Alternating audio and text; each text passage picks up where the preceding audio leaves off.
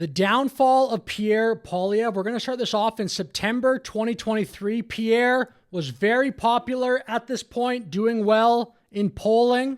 Conservative leader Pierre Poilievre made an impromptu speech on a flight to Calgary. Who's ready for a home you can afford?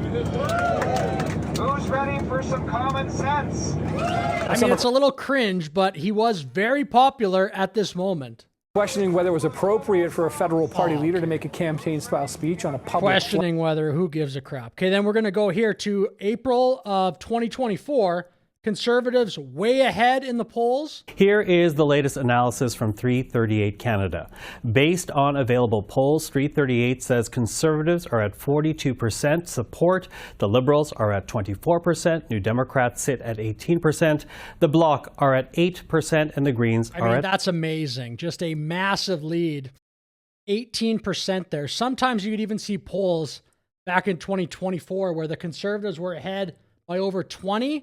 And Poilievre used to have way more of a fighting spirit, in my opinion, politically. He would go at Trudeau a ton. He was also very kind of punchy in interviews with his rhetoric. First of all, it's clear now Justin Trudeau is seen as an absolute joke on the world stage. He was I was embarrassed to see our Prime Minister treated like a human piñata by the rest of the NATO countries. Where did this Pierre go? Where is this guy? This was the type of thing he would say when he was winning. Conservative Party of Canada, do you not like winning? On the topic, I mean, in terms of your sort of strategy currently, you're obviously taking the populist pathway. What does that mean? This interview was so awesome. Where is this Pierre? Well, appealing to people's more emotional levels, I would guess. I mean, certainly you tap very strong ideological language quite frequently. Like what? Left wing, this and that, right wing. I mean, it's that type of ideological spectrum. I never really talk about left or right. Anyways, I don't really believe in that. Okay, a lot of people would say that you're. Where did this guy go?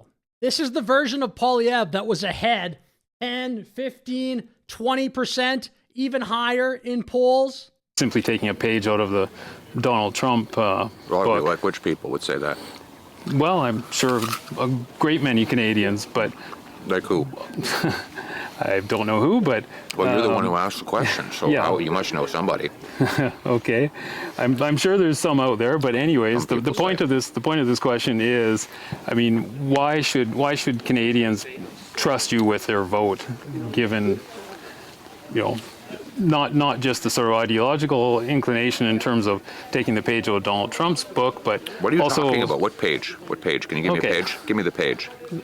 You keep saying in terms of turning things quite dramatically in terms of Trudeau and the left wing and all of this. I mean, you make quite a it's quite a play that you make on it. So I'm not just sure. wondering. I don't know what your question is. Then forget that. Why should Canadians trust you with their vote? Okay, that version of Poilievre wins, in my opinion. And I think that's pretty much backed up in just the way that Canada has been going lately. Poilievre has totally softened. I don't know if you've listened to any of his interviews lately, but it's not even like the same guy. The next video we're going to go to here is Liberal surge in polls. This is still before the federal election in Canada, but after Carney replaced Trudeau.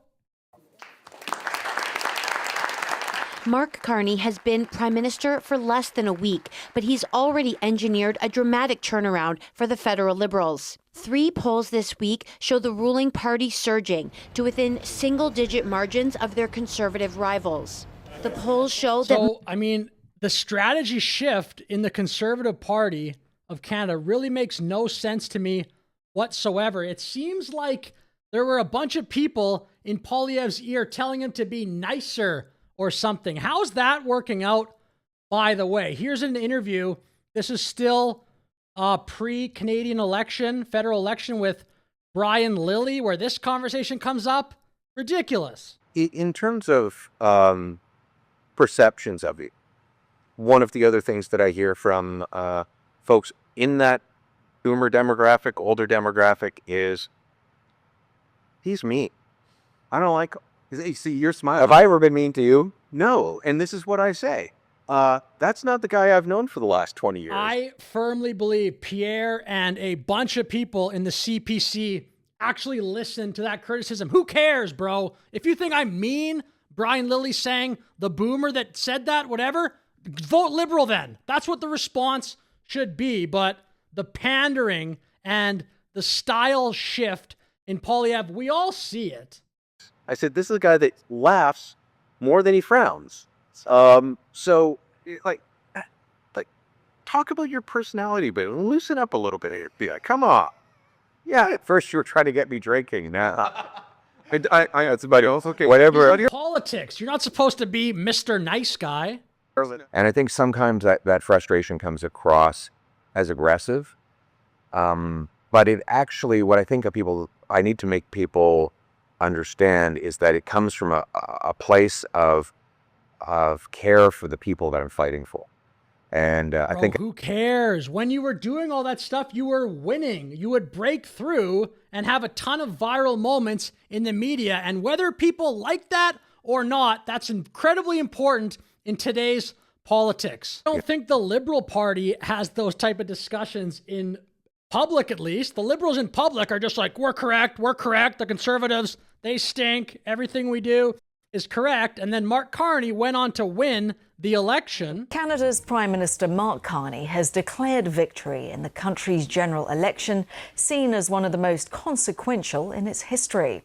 After his win, Mark Carney addressed directly what many Canadians see as an almost existential threat posed by their North American neighbour. Oh my gosh. Elbows up, elbows up. And then look, here's Poilievre this is only 3 weeks ago, talking about the Davos speech. Like, when he would criticize Trudeau a ton, he would do well in the polls. Listen to his stance, his opening remarks on the Davos speech, which was Carney's biggest mistake of his prime minister run, in my opinion, for sure. Prime Minister Carney's well-crafted and eloquently delivered speech at Davos has been widely noted, and I want to start by offering my own praise. The Prime Minister is right to restate what many have said for years. Canada must become more self-reliant, less dependent, and work with like-minded countries to advance our interests. And Conservatives are, as always, willing to work with him to turn these words into results. What stood out most to me was when he pointed out, quote, the gaps between rhetoric and reality. That's especially true here at home.